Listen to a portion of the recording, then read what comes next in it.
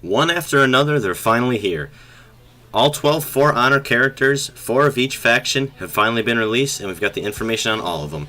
Today I'm going to be covering the new 3 ones, the Lawbringer, the Valkyrie, and the Nobushi. The first one up is going to be the Lawbringer. And what we know about this one, he's from the Knights, and that he's got a heck of a spear on him. I believe it's actually a halberd, which has a spear or a pointy part on the front of it, and then it has an axe just underneath it, so it's good for swinging and thrusting. It's said that he has probably the heaviest armor out of all the characters, possibly besides the Shoguki, I believe it was, which is the tank one that I reviewed from the Samurai. But besides that, he just looks like he's really, really strong. And he looks like he can take on multiple enemies at a time, whether they're little minion guys or if they're other heroes. But that's what we got for the Lawbringer. He's going to be a valuable asset for the Knights, no doubt.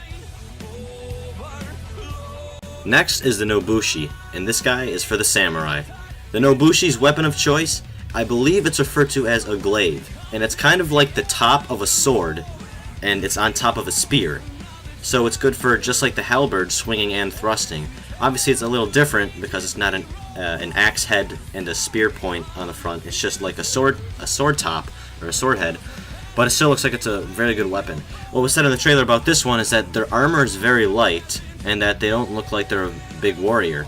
But believe it or not, as we can see here, they know how to do a thing or two in the battlefield. They can wreck you at any moment and they can take you down within a second.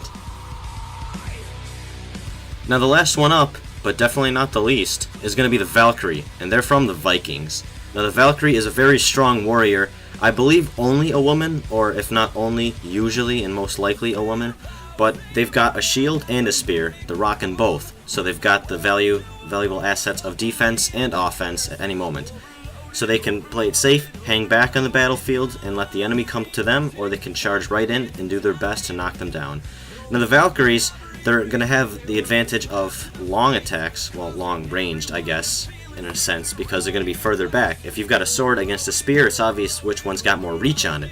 So if you've got a spear, you might also have the option of throwing it. I'm not sure if that's a thing, but we see a little bullhorn here or some sort of like that, and it might be some sort of streak. I know that in the trailer we saw like some weird arrow showers or whatever a few times, and I don't know, they might be some sort of like special things like a kill streak of some sort. It feels like there's so much we don't know about For Honor yet, but the closed beta's coming really soon, and soon our questions will be answered.